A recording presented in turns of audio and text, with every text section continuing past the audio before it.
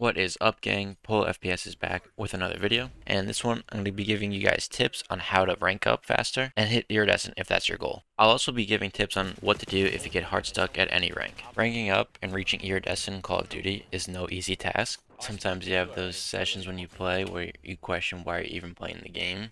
You know, you'll get like plus 20 for a win and then minus 60 for a loss. And listen, it happens to pretty much all of us. We're not professional players, but you still want to challenge and you still want to play the game. And guys, we're on the road to 300 subscribers. Almost all of you who watch my videos aren't subscribed to the channel. So if you could, guys, please hit that subscribe button for more Black Ops 6 content. And if you guys can also drop a thumbs up if you learned anything from this video, that would be much appreciated. Anyways, the gameplay in the background is a hard point that my team won by 170 points. But now let's get into the tips. Alright, so tip number one is use the weapon and class setup that is right for you. The meta class setup or the class setup used by one of your favorite streamers might not be the best for you.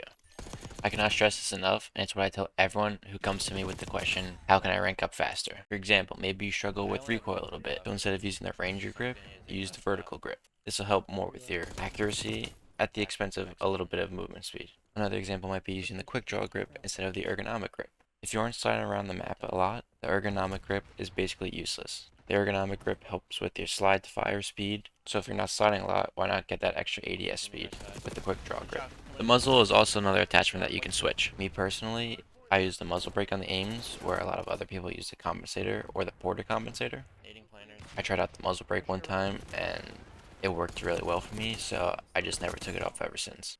And that's fine because you know yourself better than anyone else does, so use what's right for you. Also on the line of weapons, figure out if you're an AR player or an SMG player. If you're an AR player in hardpoint, you better be holding spawns and rotating for your team. If you're an SMG, you should be playing time, applying pressure, and playing in those tight areas and winning those up close gunfights. Another point to make is maybe on one map you like using an AR, but on another map you like using an SMG. Same can be applied for game modes as well. It's all situational, so make sure you're using the right weapon for the certain map and mode that you're playing. Moving on to tip number two, we have map and spawn knowledge. Knowing spawns is one of the most important things in ranked play. If you have a general idea of where the enemies are coming from, you can position yourself accordingly in order to have the best chance of winning each gunfight. In hardpoint, spawns tend to flip a lot. Are you and your team aware of those flips? The easiest way to know if there's going to be a flip or not is if you have comms with your teammates and they say, oh, I flipped. Otherwise, the other way to do it is by looking at your minimap and seeing where your teammates spawned. If you see that your teammates spawned out, you should probably turn around, see if the enemy players are coming from the other way. And just a little side note right here, using your minimap is also another really important thing. Make sure in your settings you have it on square instead of round. This way you see more of the minimap. Also, if you guys didn't know, if there's an enemy on a different level than you and they shoot their guns, there'll be a little arrow next to their circle, which can indicate to you that this person's on a different level. Now, getting back to spawn knowledge, for something like control, spawns are pretty sturdy, so you're always going to have a general idea of where the enemies are coming from.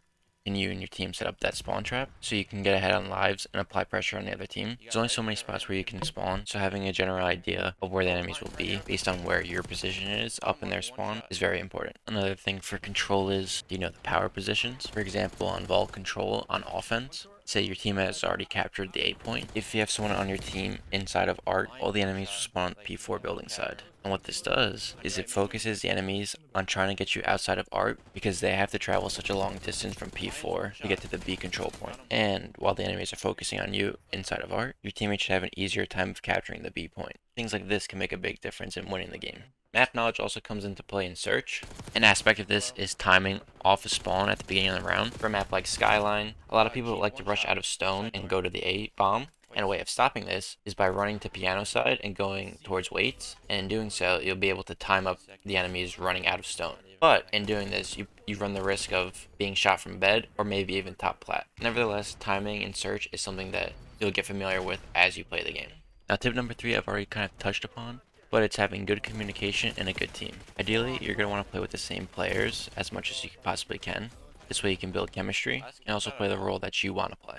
There's a reason why you don't typically want to solo queue all the time. When you solo queue, you basically have no comms and you have to rely on yourself pretty much for everything. And even if you're solo queue, while your teammates may not give you comms, it is always beneficial to give comms to your teammates. Just one little comm like, he's one shot back spawn, can be super helpful to your team. Also, when you play with the same team over and over again, you can use the weapon that you want to use. Sometimes when you solo queue, you'll see two teammates using an AR, and if you want to use an AR, it's probably not the best idea to run three. So that is another benefit to partying up For an example of communication and teamwork, I'm going to continue using vault control as an example. A play that works pretty well in offense is vault to B. With this, you have 3 people go through vault onto the B point, and then have one player turn around and watch the mid doors, while the 4th player will go on the heady and pick up a kill or let the teammates know if someone's heading into vault, and then after that, they can watch the flank. This strategy usually works pretty well, and you can usually get at least 1 tick. Now this does require some coordination, which is why I put it in the teamwork section, but having that extra tick on offense could allow you to get defense for overtime if it goes that far, and as we all know in control, defense is more favorable than offense. So that's it for tip number 3. Tip number 4 is going to be optimizing your settings. This might seem like a no-brainer, but there may be some settings that you're using that are not actually working for you. And if that's the case, you're going to want to change that right away. Things like ADS sensitivity or your dead zone input can make a big impact on your aim and therefore your ability to kill the opponents. Movement settings can also play a factor in limiting your performance. Maybe instead of jump shotting like you were intending to, you were mantling over the nearest object. That's something that can be changed.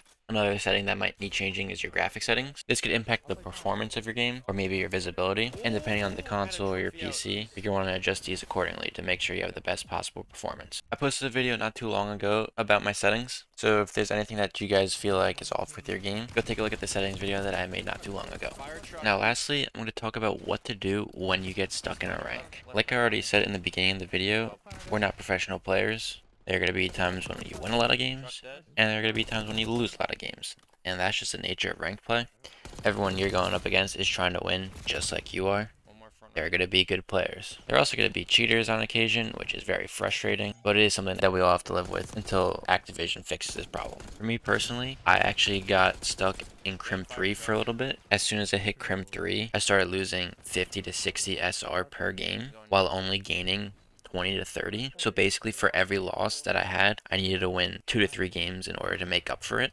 And if you keep playing and you keep losing, that's going to be something that you're not too happy about. Because even with all those wins, it feels like you're not even catching up to the amount of SR that you're losing each and every game. And that was annoying because for the entirety of Crimson up until that point, I was getting plus hundreds in Crim 1, and for most of Crim 2, I was getting plus 70s, plus 80s, and then Crim 3 came around and boom, I got hit with this. So how do you avoid this type of thing from happening, and how do you not get stuck in a rank? For starters, you can use the 4 tips that I had outlined already in this video. 1 being using the right weapons and attachments, 2 being map and spawn knowledge, 3 being having a good team and communication, and 4 being having those good and optimized settings. The next thing you should do, if you're stuck in a rank, is honestly take a break from rank play. Each season is over 2 months long, so there is time, especially if you start playing early, to reach that final rank that you want to achieve. The last thing you want is a bad session and you go down 200 or 300 SR in one day, and you're questioning why you're even playing the game. Set an amount of SR that is okay for you to lose in a certain day, and once you reach that certain amount, just stop playing. And the same thing applies for winning. Find a good team, and hopefully you get on a win streak to start your day off. And if you built up enough SR where you feel comfortable, and then you finally lose that first game, then you just stop playing rank for the day. You get a free loss every single day, so take advantage of that. At the end of the day, Call of Duty is just a game. It's supposed to be enjoyable, so don't stress out too much if you're having one bad day. Good days are around the corner, and it's a long season. Take advantage of that long season, and build up your SR slowly day by day. If you guys made it to the end of the video, comment SR, and please drop a thumbs up if you learned anything. This video took me a really long time to voice over, so let me know if you enjoyed this down below. Catch you in the next one, gang.